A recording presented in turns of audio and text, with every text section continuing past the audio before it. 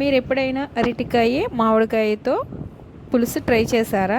నేనైతే first time చేశానండి. చాలా చాలా బాగుంది. నోటికి ఎంతో రుచిగా ఉంది.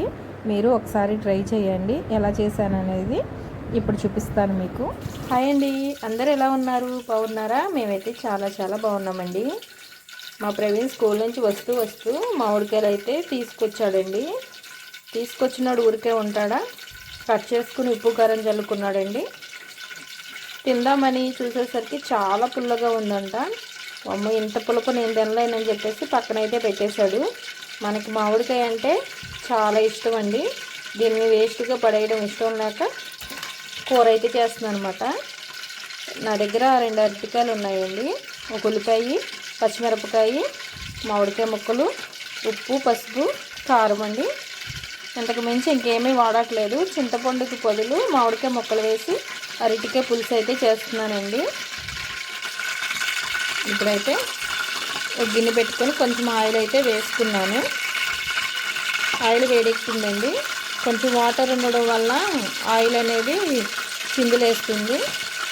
ఇప్పుడైతే ఉల్లిపాయ ముక్కలు వేసుకుంటున్నాను.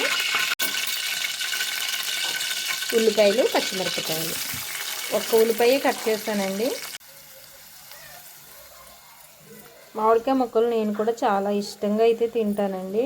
కానీ ఇప్పుడు నేను తినకూడదు, పులుపు ఎక్కువ తినకూడదండి. అందుకని తినకుండా ఇలా కూర అయితే చేస్తున్నాను అనమాట. ఓకే, ఇంతంత ముక్కలు అయితే కూరలో ఉడకడం లేట్ అవుతుంది కదండి. చిన్న చిన్నగా కట్ చేసుకుంటాను ఇప్పుడు వీటిని. ఇలా చిన్న చిన్నగా ముక్కలు అయితే కట్ చేశానండి. అసలు అయితే మామిడికాయ కూర చేయాలంటే ఈ పొట్టు అయితే తీసేసి మామిడికాయ కూర చేసేదాన్ని. ఇప్పుడు పై తొక్క తీయడం వీలు అవ్వదని చెప్పేసి ఇంకా ఇలా తొక్కతోనే కూరలు అయితే వేసేస్తున్నానండి. నేను ఫస్ట్ టైమే ట్రై చేస్తున్నాను. మా అమ్మ వాళ్ళ ఇంటికాడ అయితే చేస్తారండి, మేమైతే ఎప్పుడు చేయలేదన్నమాట.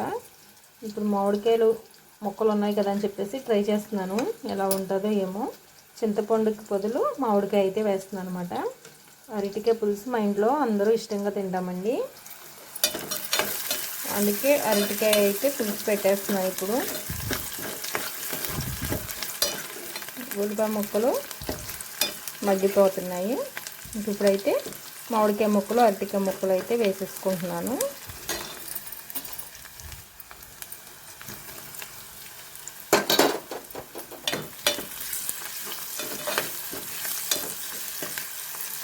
అరటికాయ ముక్కలు కూడా వేసేస్తున్నానండి.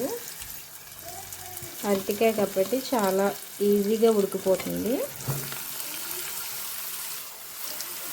ఉప్పు కారము ముక్కలకి పట్టే వరకు కొంచెం మగ్గనిచ్చుకోవాలి. కొంచెం మగ్గుతున్నాయి అన్నప్పుడు కొంచెం వాటర్ అయితే వేసుకోవాలండి.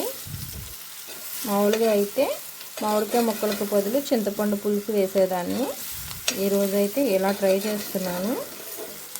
ఇలా మీలో ఎవరైనా ట్రై చేస్తుంటే కామెంట్ చేయండి. ఇప్పుడు మూత పెట్టి మగ్గించుకుందాం. అరటికాయ ముక్కలు అయితే మగ్గినాయండి. కారం కూడా బాగా పట్టేసింది.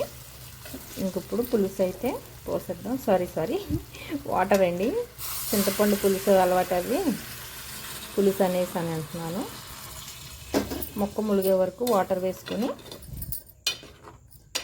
మొక్క ఉడికేంత వరకు, నూనె పైకి తేరే వరకు ఈ కూరని అయితే ఉడికించుకోవాలి. ఇంకా నూనె తెప్ప పైకి వచ్చిన తర్వాత మనం స్టవ్ అయితే ఆపేసుకోవచ్చండి. మొక్క ఉడికేదాకా ఉడికించుకుందాం. మళ్ళీ ప్లేట్ వేసుకుందామండి.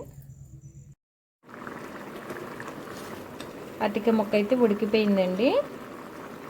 ఇందాక కూర ఎంత ఎర్రగా ఉందో ఇప్పుడు చూడండి, కలర్ మారిపోయింది. మళ్ళీ స్టవ్ కట్టేసిన తర్వాత ఎర్రగా అయితే వచ్చేస్తుంది. కొట్టు మీద తీసుకొచ్చిన కారం అండి, ఇంట్లో పట్టించిన కారం అయిపోయింది అన్నమాట. అందుకే కూర కలర్గా ఉంటుంది. స్టవ్ ఆపేసిన తర్వాత మళ్ళీ ఈ కూర ఎలా ఉందనేది మీకు చూపిస్తానండి. ఇప్పుడైతే స్టవ్ ఆఫ్ చేసేస్తున్నాను.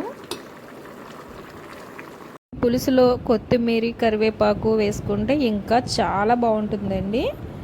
మాకు అందుబాటులో అయితే లేవు, అందుకే ఇలా ఉన్న వాటితోనే పులుసు అయితే చేసుకుంటాము. అన్నీ ఉండి చేసుకోవాలంటే మాలాంటి వాళ్ళకి చాలా కష్టం అండి. అందుకే ఉన్నంతట్లోనే ఇలా వంటలు అయితే చేసుకుంటాము. అవే వంటలు వీడియోలో అయితే పెడుతున్నానండి. మీకు నచ్చితే లైక్ చేయండి.